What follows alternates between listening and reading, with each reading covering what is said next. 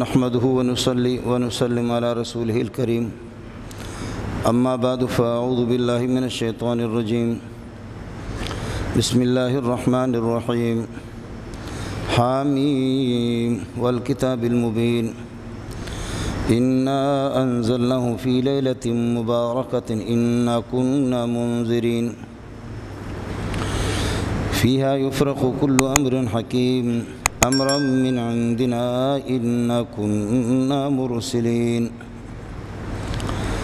رحمة من ربك إنه هو السميع العليم رب السماوات والأرض وما بينهما إن كنتم موقنين لا إله إلا هو يحيي ويميت ربكم ورب آبائكم الأولين بل هم في شك يلعبون اللهم صل على محمد وعلى آل محمد كما صليت على إبراهيم وعلى آل إبراهيم إنك حميد مجيد اللهم بارك على محمد وعلى آل محمد كما باركت على إبراهيم وعلى آل إبراهيم إنك حميد مجيد اللہ پاک نے انسان کو پیدا کیا ہے، اس کی زندگی میں اس کے ذمے پہ اللہ پاک نے اعمال بھی لگا دیے ہیں اور ان اعمال کے لیے اوقات بھی مقرر ہے۔ وہ اعمال اگر وقت کے اندر عامل اور خدا کا بندہ اگر ان کو بجا لائے گا اور سنت کے مطابق، آداب کے مطابق، شرائط کے مطابق، تو ان اعمال پر اللہ کی رضامندی اور خوشنودی مرتب ہوگی۔ بصورت دیگر اگر اس عمل کے اندر اپنی طرف سے کچھ ملاوٹ ہو اور کچھ اضافہ ہو اپنی مرضی کے مطابق، یا اس میں غلو اختیار کیا جائے،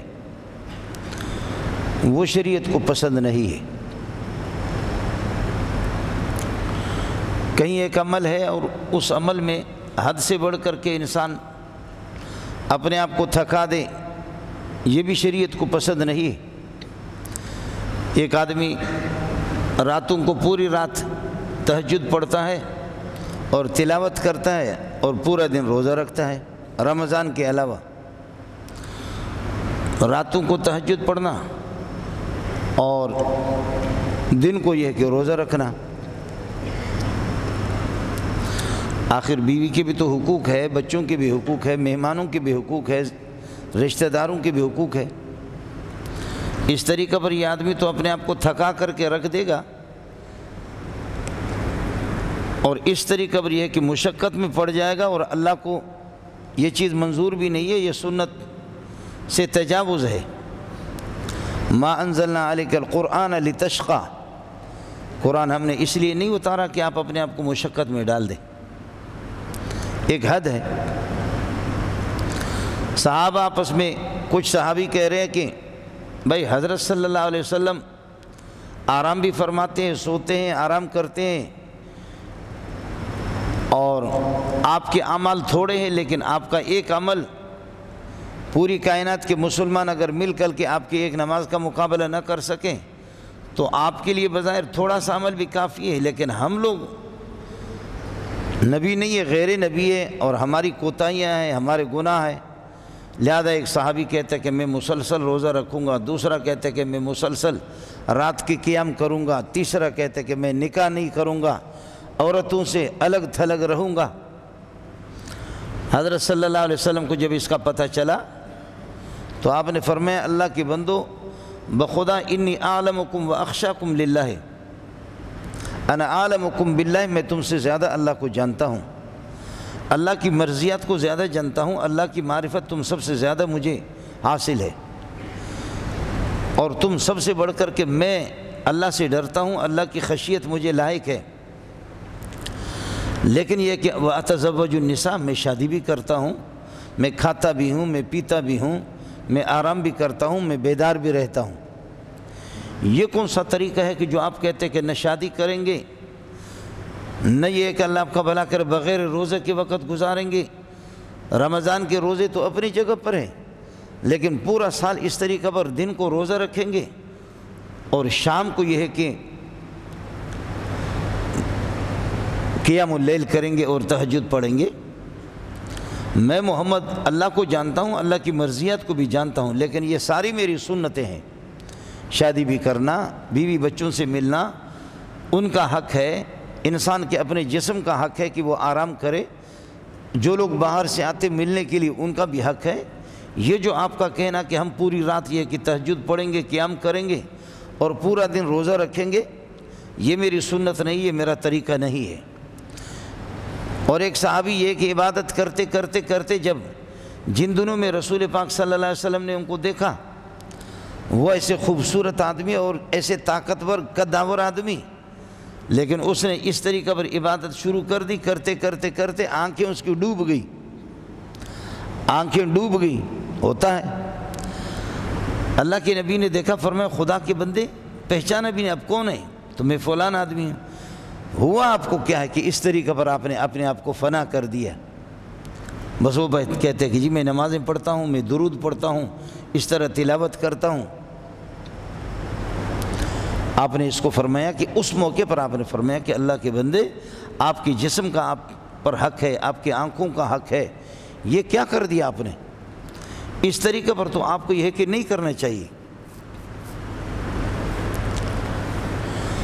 حضرت ابو الدرداء رضی اللہ تعالیٰ عنہ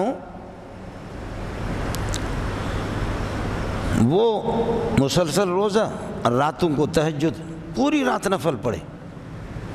حضرت سلمان فارسی رضی اللہ تعالیٰ عنہ ان کے گھر پہ مہمان بن کر کے گئے، تو اس کی بیوی کو دیکھا کہ بیوی بالکل خستہ حالت میں، سادی حالت میں۔ تو حضرت سلمان فارسی رضی اللہ تعالیٰ نے فرمایا، یہ بڑا زیرک آدمی تھا، بہت زیرک آدمی تھا، 250 سال عمر اس نے پائی محمد کی برکت سے، سب کو سبحان اللہ، بہت بڑے آدمی تھے۔ یہ جب مختلف عرب قبائل نے مدینہ پر حملہ کیا تو حملے سے پہلے حضرت سلمان فارسی نے فرمایا کہ مدینہ کے دائیں بائیں جو ہمارا محلہ علاقے اس کے دائیں بائیں خندق کھودا جائے، انشاءاللہ یہ آ بھی نہیں سکیں گے، اور جو آئے گا خندق کو پار کرنے کی کوشش کرے گا مرے گا۔ ہوا وہی 24-25 دن یہ لوگ، ان لوگوں نے، کافروں نے، مختلف جماعتوں نے، جس کو سورہ احزاب کہتا کہ گھیر بھی لیا مدینہ کو، لیکن کوئی اندر نہیں آ سکے، اور 3-4 بندوں نے خندق کو پھلانگنے کی کوشش کی، وہ مردار ہو گئے، جہنم میں فوراً پہنچ گئے۔ اور مزے کی بات آپ کو بتاؤں، یہ جو امریکہ وہ پلاسٹک کے جو بندے بناتے ہیں نا کہ روبوٹ، تو وہ جو لڑنے والے ہیں، وہ ان کی عجیب عادت ہے کہ جہاں آپ نے خندق آپ نے کھودا، وہ گر گئے تو وہ نکل نہیں سکتا۔ یہ وہ پرانی ٹیکنالوجی ہے، جو ابھی امریکہ نے بنائے نا کہ وہ کلاشن کو لے کر کے وہ خود لڑیں گے، وہ اس ٹیکنالوجی کے سامنے ناکام ہے۔ 1-2 نے کوشش کی لیکن ان کو خدا نے ذلیل کر دیا، اور کچھ چھلانگ لگا کر کے اندر داخل ہو گئے، حضرت علی نے ان کو مردار کر دیا، جہنم میں پہنچا دی۔ یہ آدمی بڑا ذہین آدمی تھا، حضرت سلمان فارسی رضی اللہ تعالیٰ عنہ۔ تو حضرت ابو الدرداء کے گھر پہ جب تشریف لے گئے تو دیکھا کہ بیوی بالکل خستی حالت میں اور سادہ حالت میں، تو فرمانے لگے کہ میری بہن، جب اللہ نے نعمتیں دی ہیں آپ کے پاس، اگر کپڑے ہیں، کپڑوں کی فراوانی بھی ہے، مال ہے، تو ان اللہ یحب ان یرا اثر نعمتہ علی عبدہ، اللہ تو اس کو پسند کرتا ہے کہ جس کو نعمت دی ہے تو وہ نعمتیں اللہ تعالیٰ اس پر دیکھنا بھی چاہتا ہے۔ اس طرح خستہ حالت میں، اس طرح پراگندہ حالت میں یہ کیا ہے؟ تو حضرت ابو الدرداء کی بیوی نے، ام الدرداء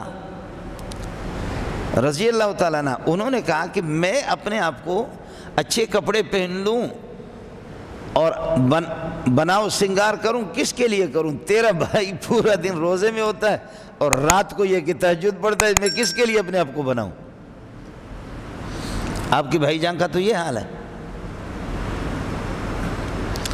حضرت سلمان نے فرمایا اچھا اسی طرح ہے؟ کہا وہ تو مہینوں کے مہینے ہماری طرف ان کو توجہ ہی نہیں ہے، رات کو نفلیں اور دن کو روزہ، رات کو نفلیں دن کو روزہ۔ حضرت ابو الدرداء رضی اللہ تعالیٰ عنہ رات کو جب تشریف لائے کھانا پکا کر کے انہوں نے مہمان کو کھلایا، خود بھی تھوڑا سا لیا۔ اس کے بعد یہ ان کی آپس کی دوستی تھی، حضرت سلمان فارسی اور حضرت ابو الدرداء کی۔ تو حضرت ابو الدرداء نے فرمایا کہ بھائی جان آپ نے کھانا کھایا، ہو گیا، عشاء کی نماز پڑھ لی، اب آپ آرام کر لیں، میرے کچھ معمولات ہیں۔ فرمایا کیا معمولات ہیں؟ فرمایا میں تو نفل پڑھوں گا۔ فرمایا سو جا، نفل پڑھوں گا۔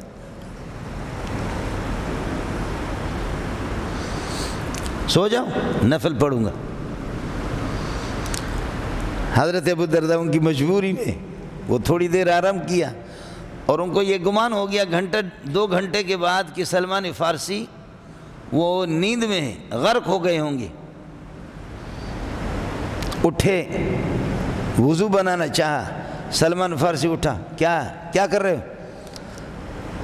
کہنے لگے کہ جی نفل پڑھنا چاہ رہے ہیں۔ فرمایا نفل پڑھنا، سو جا۔ پھر اس کو سلایا، پھر گھنٹے 1.5 گھنٹے کے بعد پھر حضرت ابو الدرداء اٹھا۔ حضرت سلمان فارسی وہ بھی بڑے بیدار تھے، فرمایا سو جا، نفل پڑھنے کا بڑا شوق ہے۔ اس کو سلایا۔ رات کے آخری حصے میں جب صبح صادق ہو جاتی ہے، سحری پہ آدمی کھانا پینا بند کر لیتا ہے، رات ختم ہو جاتی ہے، تو اس سے کچھ پہلے آدھا پونا گھنٹہ پہلے حضرت سلمان فارسی اٹھا، خود اس نے وضو بنایا اور ابو الدرداء کو کہا اٹھو اب تہجد پڑھو۔ پوری رات نفلیں پڑھتے ہو، پورا دن روزہ رکھتے ہو، بیوی کہاں جائے؟ تو اس پر حضرت ابو الدرداء رضی اللہ تعالیٰ نے تہجد پڑھی، اور صبح کو یہ کیس اور یہ مقدمہ رسول پاک صلی اللہ علیہ وسلم کے پاس چلا گیا۔ حضرت صلی اللہ علیہ وسلم سے پوچھا گیا کہ ایک بزرگ ہے، راتوں رات ہمیشہ نفل پڑھتا ہے، پورا دن روزہ رکھتا ہے، ہمیشہ روزہ ہی روزہ، رمضان کے علاوہ بھی بیوی بچوں کی طرف کوئی توجہ ہی نہیں ہے، اور سلمان فارسی نے اس کو منع کیا ہے، اور اس کو منع کرتے کرتے رات کے آخری حصے میں تہجد میں ان کو اٹھایا اور روزے سے بھی منع کیا، اس طرح نفلی روزے زیادہ نہ رکھا کرو۔ کیا وہ صوفی صاحب وہ بہتر ہے یا ان کا عمل بہتر ہے؟ وہ صوفی صاحب جو پوری رات نفلیں پڑھتا ہے اور پورا دن روزہ رکھتا ہے، وہ ان کا عمل بہتر ہے یا ان کا عمل بہتر ہے؟ سلمان فارسی نے جو طریقہ اختیار، تو رسول پاک صلی اللہ علیہ وسلم نے فرمایا صدق سلمان ہو، سلمان نے ٹھیک کہا، یہی میرا طریقہ۔ صدق سلمان ہو، سلمان نے ٹھیک کہا ہے، یہی طریقہ ہے۔ یہ کون سا طریقہ ہے؟ میں نے بخدا خود بہت سے لوگوں کو دیکھا کہ روزہ رکھتے رکھتے رکھتے عبادت کرتے کرتے پاگل ہو گئے۔ بخدا میں نے خود علماء دیکھے، حافظ دیکھے، قاری دیکھے، وہ پاگل ہو گئے۔ اس لیے شریعت اس کی اجازت نہیں دیتی۔ ہر عمل کی ایک حد حدود بھی شریعت نے مقرر کی ہے۔ آپ کی فجر کی 2 رکعتیں رکھی ہے، ظہر کی 4 رکعت، عصر کی 4 رکعت، مغرب کی 3 رکعت، عشاء کی 4 رکعت، یہ اس کو پتہ ہے کہ اس میں کیا حکمت ہے۔ ساری نمازیں وہ 4 بھی نہیں کر رہے، ساری نمازوں کو 3 بھی نہیں کر رہے، ساری نمازیں 5 نمازوں کو وہ 2 بھی نہیں کر رہے جیسے فجر کی ہے۔ اس کی حکمت کسی کو معلوم نہیں ہے، یہ حکمت اس ذات کو معلوم ہے کہ جس نے مجھے اور آپ کو پیدا کیا، اسی کو اس کا علم ہے۔ اس لیے حد سے بڑھ کر کے جب کبھی آدمی غلو میں آتا ہے، ایک مستحب عمل ہے، مستحب ہے، اس مستحب کو اس طرح ضروری سمجھتا ہے کہ کرتے کرتے کرتے مستحب اس کو واجب کا درجہ دیتا، فرض کا درجہ دیتا، کبھی چھوڑتا بھی نہیں ہے، اس کو چھوڑتا بھی نہیں ہے۔ تو آپ تو اس کو فرض سمجھ رہے عملی طور پر کہ فرض کو کبھی چھوڑنے کی گنجائش نہیں ہوتی، آپ بھی اسی طریقے پر اس کو چھوڑتے نہیں ہے۔ شریعت اس قسم کے آدمی کو بدعتی کہتی ہے کہ مستحب کو کبھی آپ کو چھوڑنا ہے، اس کو اس طریقے پر نہیں کرنا۔ مولوی صاحب اللہ آپ کا بھلا کرے، پگڑی پہن کر کے، جیسے خیبر پختون میں رواج ہے پٹھانوں کی، پگڑی پہن کر کے نماز پڑھائے، سوال ہی نہیں ہے کہ بعض علاقوں میں خیبر پختو میں بغیر پگڑی کے مولوی اگر نماز پڑھائے گا تو پھر کہ دا خرز ہے دا کم نہ راغلے دے، یہ گدھا کہاں سے آ گیا، گدھے کا بچہ۔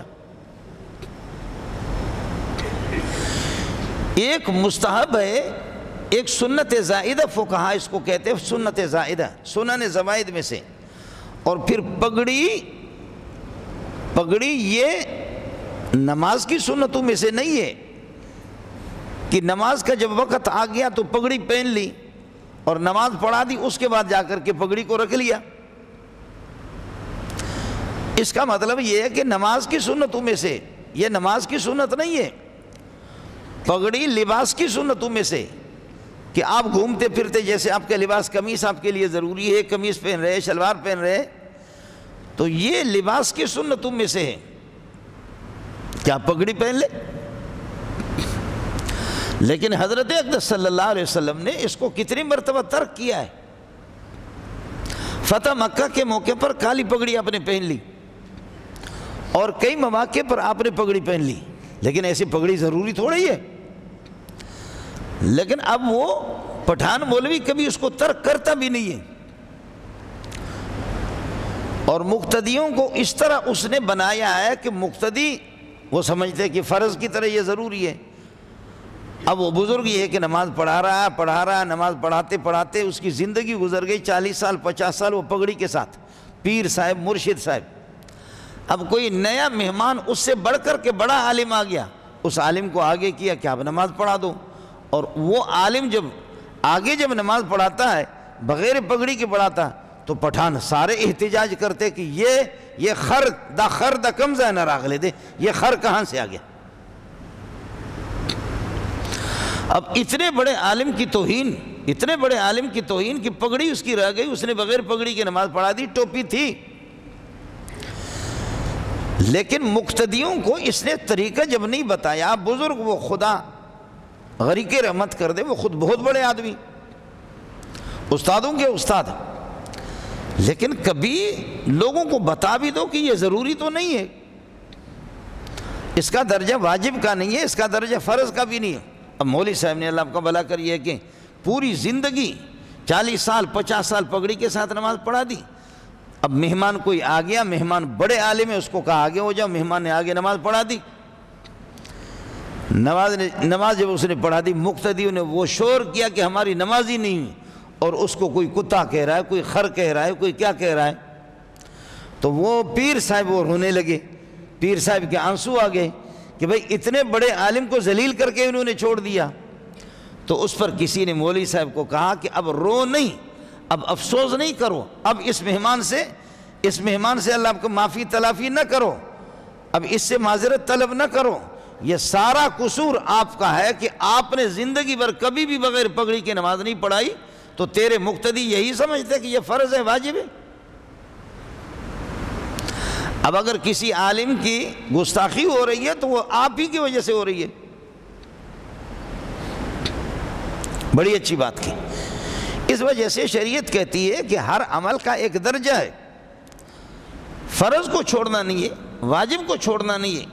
سنتوں کو آپ نے ترک کیا ہے کئی دفعہ، اور مستحب کو آپ نے کئی دفعہ ترک کیا ہے، اس کو ترک کرو تاکہ عوام کو، لوگوں کو، مسلمانوں کو پتہ چلے۔ خاص طور پر مولوی صاحب کی ذمہ داری ہے، امام صاحب کی، خطیب صاحب کی ذمہ داری ہے کہ لوگوں کو بتا دیں کہ بھئی فرض میں، واجب میں، سنت میں فرق ہے۔ تم ایک سنت عمل اور وہ سنت لباس ہے، اس پر یہ کہ پگڑی کے بغیر نماز آپ کی ہوتی نہیں ہے۔ اس لیے شریعت کہتی ہے کہ بعض مستحب بہتر عمل ہے، اس کو کبھی کبھی ترک کر دو، اس کو واجب اور فرض کا درجہ نہ دو۔ اور بعض سنتیں اس قسم کی ہے کہ مردہ ہو گئی ہے، مولوی نے کبھی ان کو ہاتھ ہی نہیں لگایا ہے۔ بعض سنتوں کو ملا صاحب چھوڑ ہی نہیں رہا، مستحب ہے، تو کبھی کبھی ترک کر کے لوگوں کو بتا دو کہ یہ مستحب ہے، یہ فرض نہیں ہے۔ اور بعض مستحبات اس قسم کے ہیں کہ مولوی نے کبھی زندگی میں اس کو ہاتھ ہی نہیں لگایا۔ اس وجہ سے مولوی کو شریعت کہتی ہے کہ وہ مولوی صاحب اس کو بھی کبھی کبھی کر کے بتا دیں، یہ بھی سنت ہے۔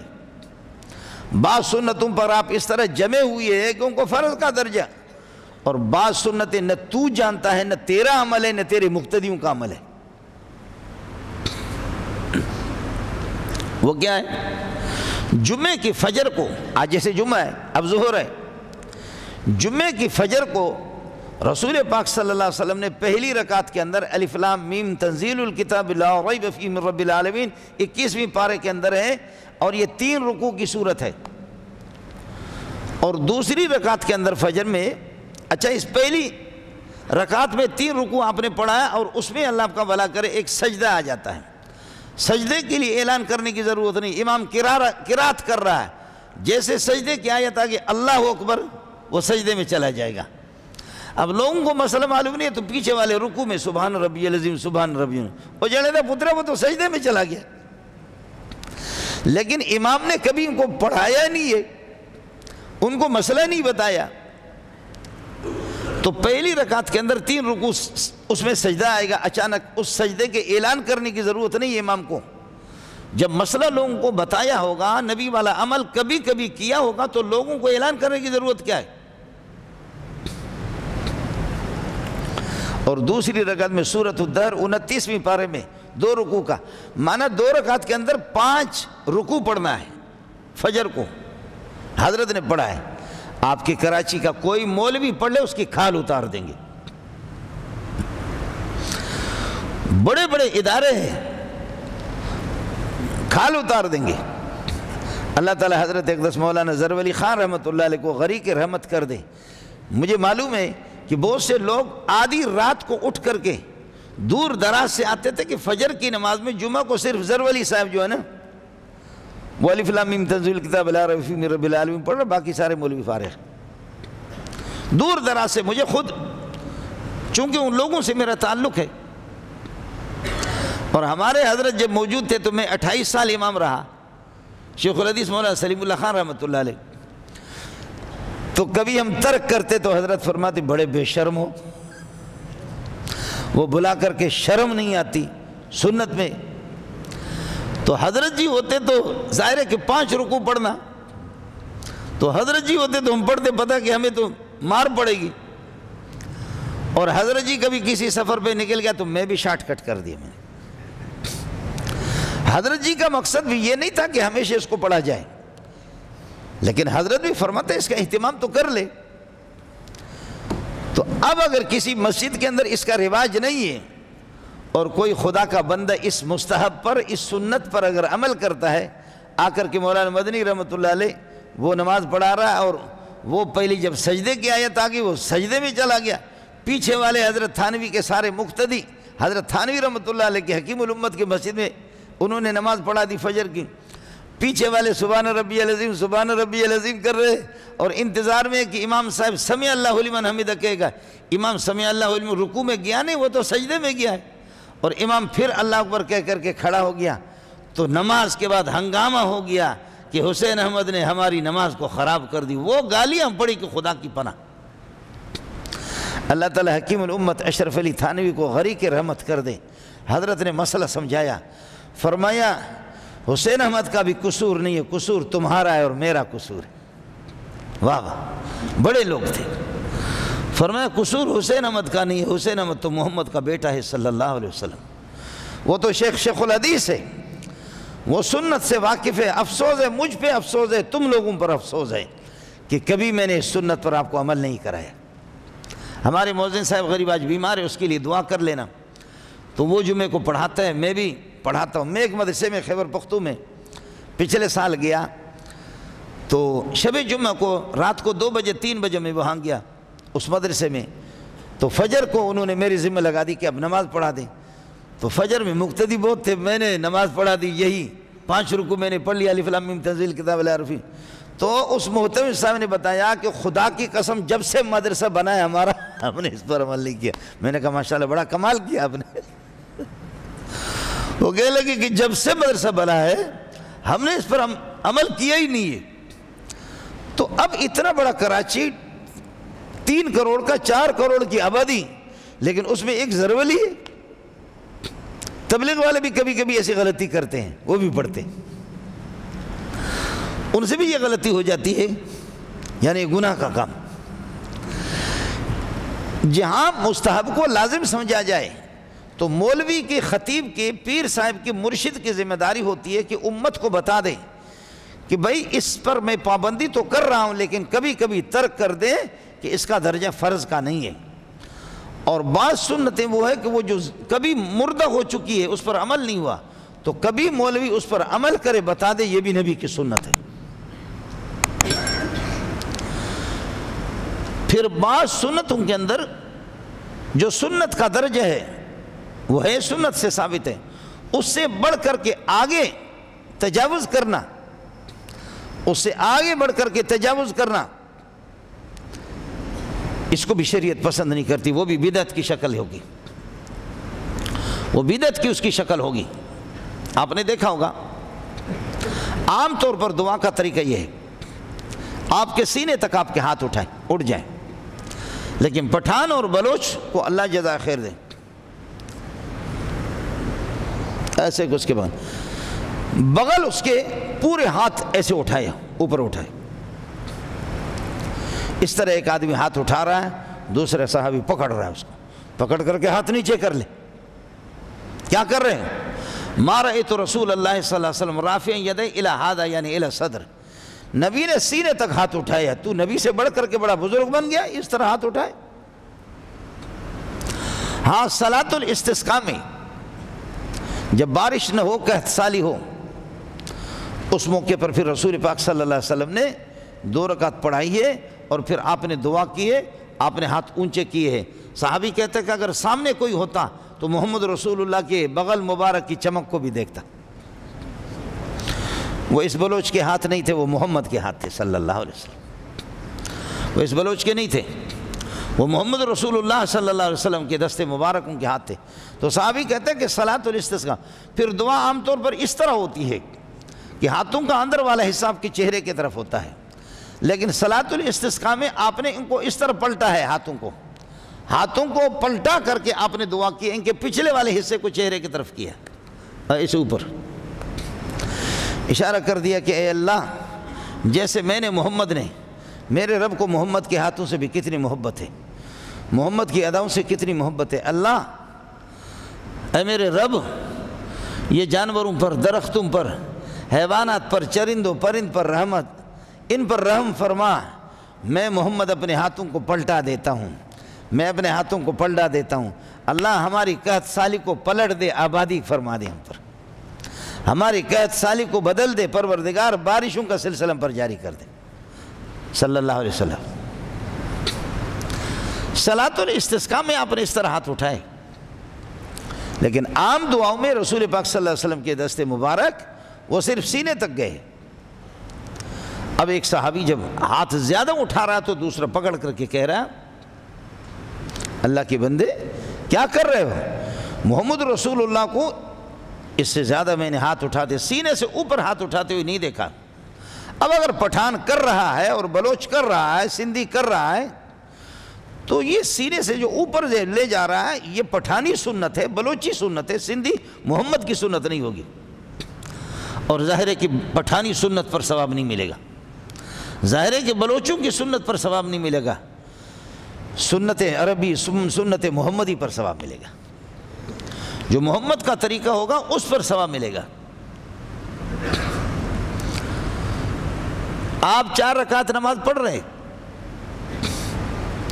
آپ نے التحیات جب پورا کر لی، اشہد ان لا الہ الا اللہ و اشہد ان محمد عبدہ و رسولہ، اس کے بعد آپ نے پڑھ لیا اللہم صلی علی محمد وعلی آل محمد کما صلیت، یہاں تک صلی علی محمد وعلی آل محمد، یہاں تک تاخیر کی، آپ نے تاخیر کی، تو آپ کو فوراً قاعدہ اولا 4 رکعت والی نماز میں تشہد پڑھ کر کے پھر کھڑا ہونا تھا، لیکن آپ نے درود پڑھ لیا، اور وہ بھی نماز میں مسجد میں درود پڑھ رہے، لیکن نماز آپ کی غلط ہو گئی، اس کی تلافی، اس کا تدارک آخر میں آپ یہ ہے کہ ایک تشہد پڑھ کر کے سلام ایک طرف پھیر کر کے سجدہ سہو کریں گے، اور سجدہ سہو کے بعد پھر تشہد اور درود پڑھیں گے، پھر آپ کی نماز ہوگی، ورنہ وہ نماز مکروہ تحریمی ہوگی۔ سبحان اللہ، قصور آپ نے کیا کیا؟ آپ کی ظہر کی 4 رکعت والی نماز ہے، 2 رکعت پر آپ نے تشہد پڑھا، اور تشہد سے اوپر اللہم صلی علی محمد درود پڑھ لیا لیکن آپ نے تاخیر کی. اور حدیث میں آتا ہے کہ جب پہلے تشہد کو محمد رسول اللہ تشہد کو جب پورا کرتے ہیں تو جیسے کوئی انگاروں پر کھڑا نہیں ہو سکتا, انگاروں پر کوئی بیٹھتا نہیں ہے, آدمی ہٹ جائے گا, تو فرمایا ایسے جلدی کھڑے ہو جاتے گویا کہ انگاروں پر ہے. اس لیے امام ابو حنیفہ رحمۃ اللہ نے فتویٰ دیا کہ اگر درود پڑے گا تو سجدہ سب اس پر ہوگا. ہمارے بزرگ ایک واقعہ لکھتے ہیں کہ امام ابو حنیفہ رحمۃ اللہ علیہ نے خواب میں دیکھا رسول پاک صلی اللہ علیہ وسلم نے آپ سے پوچھا کہ ابو حنیفہ اس نے 4 رکعت والی نماز میں پہلی رکعت میں اتحیات پڑھ لیا, اتحیات کے اوپر درود اگر پڑھ لیا اور آپ کہتے ہیں سجدہ سب ہوگا, تو آپ نے کہاں سے یہ سجدہ سب کا مسئلہ نکالا؟ تو ابو حنیفہ رحمۃ اللہ نے فرمایا کہ پیارے, میں نے آپ کی حدیثوں میں آپ کے ارشادات میں یہ پڑھا ہے کہ محمد جب پہلے تشہد کو پورا کرتے تو ایسے جلدی کھڑے ہو جاتے گویا کہ انگاروں پر ہے, جلدی ایسے کھڑے ہو جاتے. فرمایا کہ ہاں بالکل مسئلہ ٹھیک ہے, میں آپ کا امتحان لے رہا تھا. اصبت, آپ نے ٹھیک کہا ہے. میں عرض یہ کر رہا تھا کہ بظاہر میرا اور آپ کا دماغ تو نہیں چلے گا کہ بھئی اس نے درود پڑھ لیا.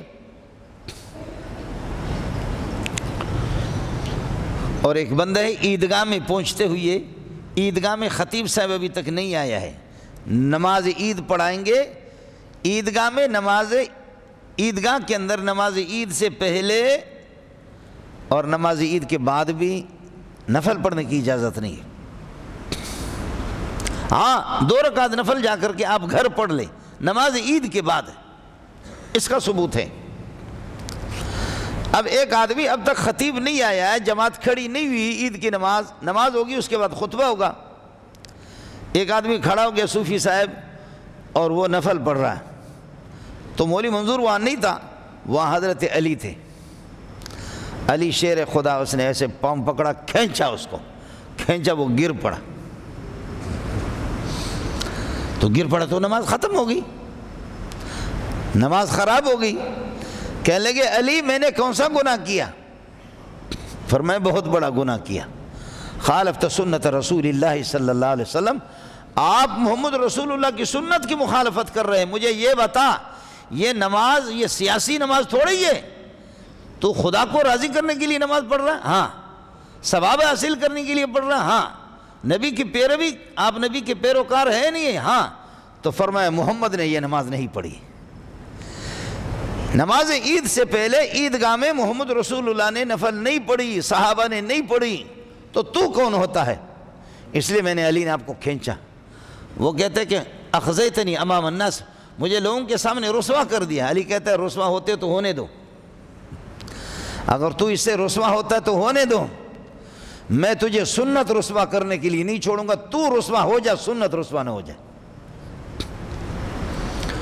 آپ کی وجہ سے اس طریقے پر میں آپ کو نہیں چھوڑوں گا. سنت کی حدود ہے, ان حدود کے تحت ہی آپ اس سنت پر عمل کریں گے, اس پر یہ ہے کہ آپ کو ثواب ملے گا. لیکن اس سے بڑھ کر کے اس میں غلو یا اس میں زیادتی, اس میں اضافہ, پھر یہ ہے کہ میں عرض کر رہا ہوں کہ وہ پٹھان اور بلوچ اور بدعتی مولوی کی سنت تو ہوگی, وہ محمد رسول اللہ صلی اللہ علیہ وسلم کی سنت نہیں ہوگی. اللہ کی رضامندی اور اللہ کی خوشنودی اور حصول ثواب اور حصول جنت کا حصول وہ اس صورت میں ہوگا کہ محمد رسول اللہ صلی اللہ علیہ وسلم کی سنت کے مطابق ہو. آپ کا میرا مسئلہ نہیں چلے گا. لوگ کھانا کھا رہے کہ ایک لقمہ گر گیا, حضرت حذیفہ کے ہاتھ سے اس نے اٹھایا, اس پہ کوئی تنکا لگ گیا تو اس کو صاف کیا اور اس لقمے کو کھایا. تو دوسرے صحابی نے اشارہ کر دیا کہ بڑے بڑے لوگ بیٹھے ہوئے, وڈیرے شڈیرے بیٹھے ہوئے, بڑے بڑے لوگ بیٹھیں گے, کہیں گے کہ محمد کے ساتھی یہ بھوکے ہیں, محمد رسول اللہ کے ساتھی بھوکے ہیں, اور انہوں نے کھانا دیکھا بھی نہیں ہے. اگر ایک لقمہ گر گیا اس کو رہنے دو, کھانا تو وافر مقدار میں موجود ہے, خواہ نے مسلمانوں کو بدنام کر دیا. اب ذرا جواب سن لینا کہ وڈیرے اور خان اور چودھری اور مالدار لوگ کہیں گے کہ محمد کے ساتھی بھوکے ہیں, کھانا تو موجود ہے. لوگ کن آنکھوں سے اشارہ کر رہے ہیں کہ محمد کے شاگرد کو دیکھو کہ وہ کیا کر رہے ہیں. تو شاگرد کا جواب یہ رہا سننا. کہتے ہیں اترک سنت حبیبی لہؤلاء السفہاء، ان بیوقوفوں کی وجہ سے نبی کی سنت کو ترک کروں گا؟ اترک سنت حبیبی لہؤلاء السفہاء، ان بیوقوفوں کی وجہ سے میں سنت محمدی کو ترک تو نہیں کر سکتا. باقی کوئی اگر وہ مذاق اڑاتا ہے ہمارے جائے جہنم میں. میرے نبی کی سنت یہی ہے کہ کھانے کی رزق کی قدر ہمیں کرنی ہے، اس لیے اس کو میں نے اٹھا کر کے لوگوں کو بتا دیا. سبحان اللہ. ایک صحابی ایک بڑی سی چادر وہ لپیٹ کر کے وہ نماز پڑھ رہا ہے، شرمگاہ کو چھپا رہا ہے. تو دوسرا صحابی کہتا ہے، بخاری میں موجود ہے، دوسرا کہتا ہے کہ کپڑے تو اور بھی موجود ہیں، آپ نے یہ کس طرح کیا؟ فرمایا انما فعلت ذلک لیرانی احمق مثلک، تیرے جیسے بیوقوف مجھے دیکھ لیں. یہ میں نے اس لیے کیا کہ تیرے جیسے بیوقوفوں کو بتانے کے لیے. ہم نبی کے زمانے میں غربت کا زمانہ تھا، ابتدا میں غربت کا زمانہ تھا اور یہ فراوانیاں نہیں تھیں، تو صرف شرمگاہ کو چھپانا، آدمی اپنی شرمگاہ کو چھپائے، گھٹنے بشمول گھٹنے، گھٹنوں سے اوپر، اور شرمگاہ کو چھپائے، ایک کپڑا ہو تب بھی نماز. آج میں امت کو بتا رہا تھا کہ اصل کیا ہے. اصل یہی ہے، اگر کوئی غریب ہے اس کے پاس 3-4 کپڑوں کی گنجائش نہیں ہے، اور اگر ایک کپڑا ہے تو اس کو کس طرح استعمال کرے. میں نے نبی کی سنت کو تمہیں تمہارے جیسے احمقوں کو بتانے کے لیے کیا. ہر ایک آدمی کے پاس اس طرح نہیں ہوتا. جیسے کہ اب آٹے کا بحران ہے، آٹا نہیں ہے، روٹی نہیں ہے، تو آپ لین لگائیں، آپ احتجاج کریں کہ جی آٹا نہیں ہے، روٹی نہیں ہے. تو وزیر جب وہاں سے گزرے گا، بھائی یہ کس لیے؟ وہ اپنی گاڑی میں جب کہ اس کے کالے کالے شیشے، کس لیے بھائی یہ کیا کر رہے ہیں؟ ارے بابا روٹی نہیں مل رہی. تو روٹی نہیں مل رہی تو ڈبل روٹی لے کر کے کھائے نا.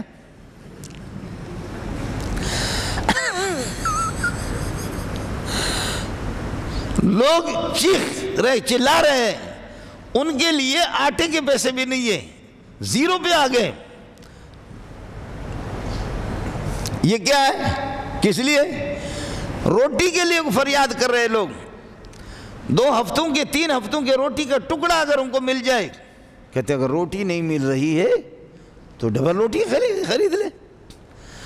تو اس قسم کے احمق کو، اس قسم کی راشی اور مرتشی، رشوت خور، حرام خور، جو موٹا بھی ہو گیا، اس کے پورے جسم کے اندر حلال کا ایک قطرہ بھی نہیں ہے، اس حرام خور کو کون سمجھائے؟ کسی کو مسئلہ سمجھانے کے لیے فرمایا. محمد کی جماعت ہم ابتدا میں غربت تھی، ہر ایک کو یہ سہولت بھی نہیں تھی. آج بھی میں مسئلہ سمجھانے کے لیے تمہیں کہ اگر کسی غریب اور مسکین کے پاس اگر ایک کپڑا بھی ہے، ایک کپڑا سا بھی ہے، تو اس سے بھی شرمگاہ کو چھپا کر کے تب بھی وہ نماز پڑھ سکتا ہے. میں نے مسئلہ شرعی بتانے کے لیے صرف یہ کیا. سبحان اللہ، سبحان اللہ. سنت بحیثیت سنت، اس سنت کو نبی کے طریقے کے مطابق اس میں کمی بیشی بھی نہ ہو. اب آپ دیکھیں جو طریقے میرے نبی کا، اب آ رہا ماشاءاللہ، آج 10 تاریخ ہے، 10 وہ ہے شعبان ہے، بدھ کو 15ویں کی رات ہوگی. 15ویں کی رات میں ایک مولوی صاحب، وہ اعلان ہوتا مسجدوں میں، آپ نے 10 سال بالغ ہو گئے، اس وقت آپ کی عمر 60 سال کی ہے، بالغ ہو گئے آپ 15 سال میں، 15 سال میں بالغ ہو گئے. یہ 20 سال 30 سال 40 سال 50 سال تک آپ نے نماز نہیں پڑھی. 50 سال کے بعد اب تبلیغیوں کے ہاتھ پہ آپ نے کیا توبہ، یا کسی مولوی کی تقریر آپ کو آ گئی پسند، اور اب آپ توبہ کر رہے ہیں. تو یہ نمازیں جو بالغ ہونے کے بعد 20 سال 30 سال آپ نے نماز نہیں پڑھی ہے، اس کا کیا ہے؟ اس کا طریقہ قضاء عمری ہے. مولوی صاحب کہے گا آؤ آج شب برات میں 15ویں کی جو رات ہے، اللہ آپ کا بھلا کرے، یہ جو شعبان کا مہینہ بھی، اور ہمارے بروئی اور بلوچ اس کو کہتے ہیں 5 دم مردہی. 5 دم مردہی، تو 5 دم مردہی یعنی 15 تاریخ مردوں کی تشریف لائیں. 15 تاریخ جو ہے نا وہ مردوں کی رات ہے جی. اب وہ یہ ہوتا ہے کہ یہ اتنے مقدس رات ہے کہ مولوی صاحب نے اس کے تقدس میں کوئی شک نہیں ہے. رات مقدس ہے، اس کی فضیلت ہے، اور اسی رات کو 15ویں رات کو محمد رسول اللہ آپ اٹھ کر کے بسترے سے آپ یہ ہے کہ جنت البقیع میں قبرستان میں بھی گئے، السلام علیکم یا اہل القبور یغفر اللہ لنا ولکم انتم سلفنا ونحن لاحقون بکم، ان کو سلام بھی پیش کیا ہے۔ جائیں قبرستان میں ضرور جائیں، میرے نبی نے فرمایا کنت نہیتکم عن زیارت القبور الا فزوروا فإنها تذکر الآخرہ، جاؤ قبرستان میں، دیکھو کہ یہ زمین کھا گئی آسمان کیسے کیسے، کتنے بڑے بڑے لوگ سوئے ہوئے، جا کر کے دیکھو، رستم کی قبر کو بھی دیکھو، رستم ابن زال جو اپنے ایک تھپڑ سے بھی لوگوں کی جان بھی ان کی نکل جاتی تھی، تھپڑ سے بھی اس کے لوگ مرے، لیکن مورخ کہتا ہے کہ میں جب اس کی قبرستان سے گزرا تو میں نے دیکھا کہ ایک کتا، انسان مرنے کے بعد بے بس ہوتا ہے، میں نے دیکھا کہ ایک کتا اپنی ٹانگ اٹھا کر کے رستم پہلوان کی قبر پر پیشاب کر رہا تھا۔ جاؤ مسجد نبوی میں دیکھو، وہاں یہ جو 4 دیوار مسجد نبوی کے پیچھے جنت البقیع میں صرف اس 4 دیواری میں 10,000 صحابہ دفن ہیں، سبحان اللہ، 10,000، جاؤ ضرور۔ اس رات میں نبی پاک صلی اللہ علیہ وسلم گئے، آپ دعا کرو، ظاہر ہے ہر شب قدرش بدانی، ہر رات ہمارے لیے شب قدر ہے، لیکن تاہم فرق ہے، جمعہ کا مسئلہ الگ ہے، عیدین کی فضیلت الگ ہے، رمضان کی راتوں کی فضیلت الگ ہے، اور عشرہ ذی الحجہ کی ان کی فضیلت الگ ہے، اور عیدین کی راتوں کی فضیلت الگ ہے، اور شب قدر کی فضیلت الگ ہے، فضیلت ہے۔ اس رات کی حضرت صلی اللہ علیہ وسلم تشریف لے گئے قبرستان میں، دعائیں بھی کی ہے، نماز کا اہتمام بھی کیا ہے، یہ ہے۔ لیکن ہمارا مولوی صاحب وہ قضائے عمری پڑھاتا ہے، قضائے عمری میں آپ نے 50 سال سے نماز نہیں پڑھی ہے، اب 60 سال کے بعد آپ کر رہے توبہ کر رہے ہیں، آپ بالغ ہو گئے، بالغ ہونے کے بعد ساری آپ کی نمازیں رہ گئی ہیں اور آپ نے پڑھی نہیں ہے۔ مولوی صاحب اعلان کرے گا کہ آج آ جانا جامعہ صدیقیہ میں آ جانا، ہم رات کو جو ہے نا وہ آپ کو قضائے عمری پڑھا دیں گے، 2 رکعت نفل۔ مولوی اتنا مقدس ہے، بس تھوڑے تھوڑے پیسے دے دو نا، 15,000 ہزار، 20,000 30,000 آپ لوگ دے دیں، وہ خود بخود مولوی مقدس ہے، اللہ آپ کا بھلا کرے۔ 2 رکعت ان سے آپ کے 40 سال کی نمازیں جو قضا ہوگی وہ سب معاف ہو گئی۔ مولوی اس قسم کا ہے، مولوی منظور جیسے بدبخت کو کرنا کیا ہے؟ مولوی ہے تو اس قسم کا خیال کر لینا، اس مولوی کو بھی انشاءاللہ جوتے پڑیں گے، آپ کو بھی پڑیں گے۔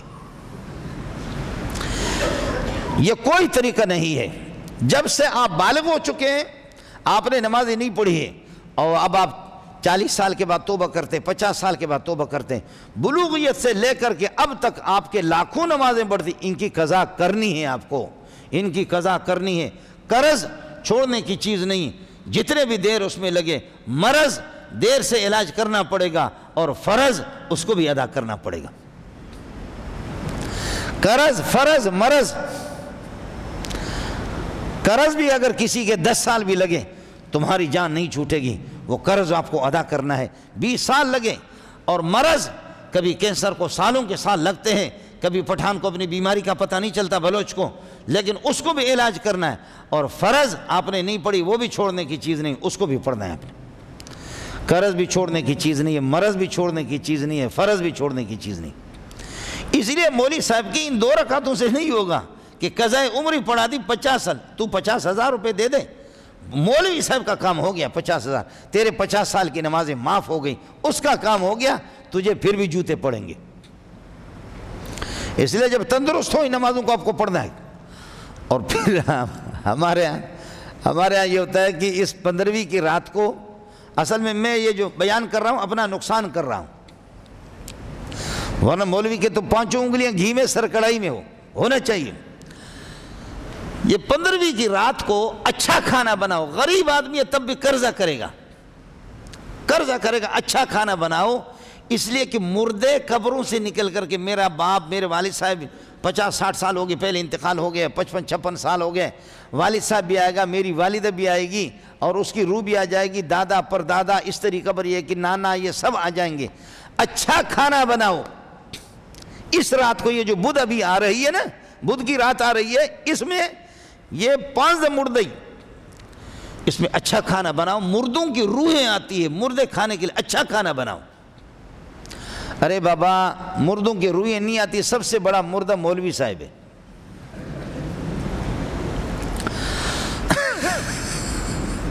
مردوں کے روحیں نہیں آتی، سب سے بڑا مردہ جو ہے نا وہ مولوی صاحب ہے۔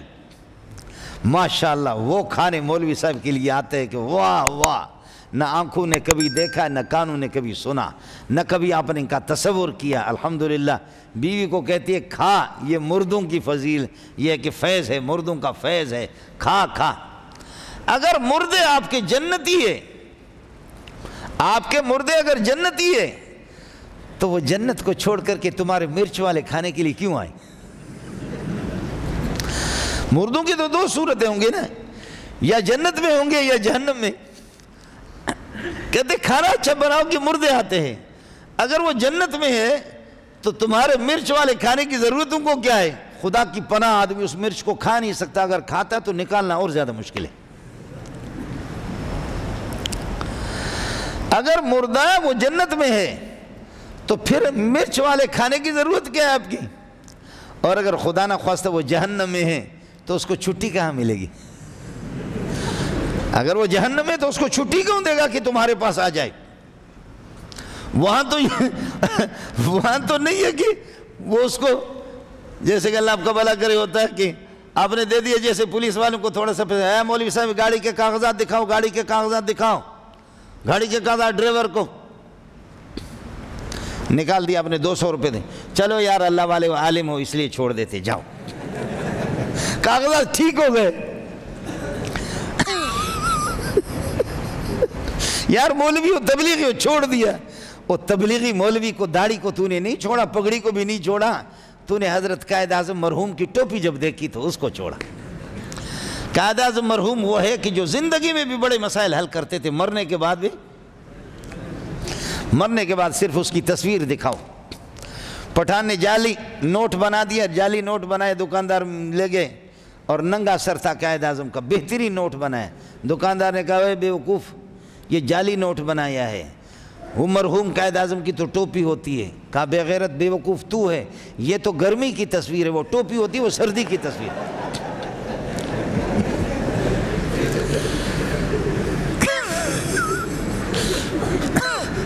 پٹھان کو غصہ آ گیا، اس نے کہا کہ تو بیوقوف تو ہے، تو سمجھتا نہیں ہے، قائد اعظم کی دونوں تصویریں، یہ گرمی کی ہے جس میں ٹوپی میں نے بنائی نہیں ہے، بھول گیا تھا غریب ٹوپی وغیرہ اس نے نہیں بنایا ہے۔ مردہ اگر جنتی ہے تو وہ آپ کے مرچ والے کھانے کے لیے آئے گا کہاں؟ اور اگر جہنمی ہے تو اس کو چھٹی کون دے گا؟ اور جہنم کے وہ جو داروغہ ہوتے ہیں وہ قائد اعظم کے نوٹ کو نہیں مانتے، وہ اعمال کو مانتے ہیں۔ جہنم کے جو داروغے ہوتے ہیں ان کو کوئی ترس نہیں آتا۔ وَنَادَوْا يَا مَالِكُ لِيَقْضِ عَلَيْنَا رَبُّكَ قَالَ إِنَّكُمْ مَاكِثُونَ۔ مالک جل کر کے راکھ ہو گئے، اے مالک ہماری لیے کچھ سفارش کرو کہ اللہ ہمیں موت دے دے، جہنم میں سڑ رہے۔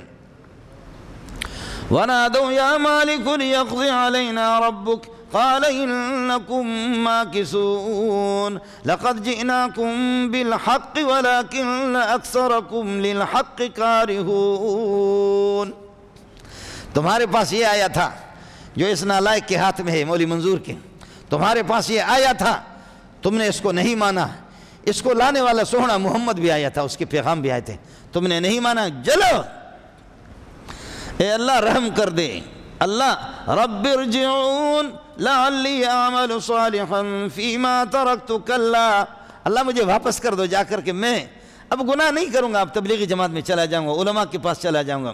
رب ارجعون لعلی اعمل صالحا فیما ترکت، پیچھے جاؤں گا، اب نیک عمل کروں گا، کلا بکواس نہ کر۔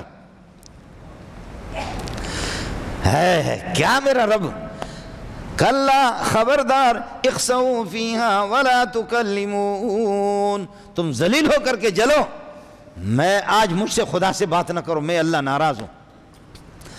اخسؤوا فیہا ولا تکلمون انہ کان فریق من عبادی، میرے ایک جماعت، پاکیزہ جماعت، میرے بندوں کی، انبیاء کی جماعت، صحابہ، تابعین، تبع تابعین اور تبلیغی جماعت والے علماء آپ کے پاس فریاد لے کر کے آتے تھے، آپ نے ان کی بات نہیں مانی، تو جہنمی کو چھٹی کون دے گا؟ اس لیے آپ سے گزارش ہے کہ اس رات میں اپنے طور پر قبرستان جا سکتے ہیں، آپ سلام پڑھیں، ان کے لیے دعا کریں، اور قبرستان جانا بھی کوئی ضروری نہیں ہے، آپ اپنے گھر میں دعا بھی کر سکتے ہیں، نوافل کا اہتمام کریں۔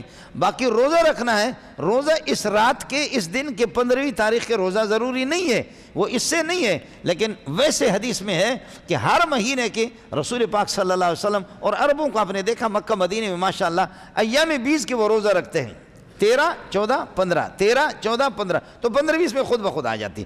تو ایام 20 کی سنت سمجھ کر کے آپ روزہ رکھیں، آپ کے لیے گنجائش ہے۔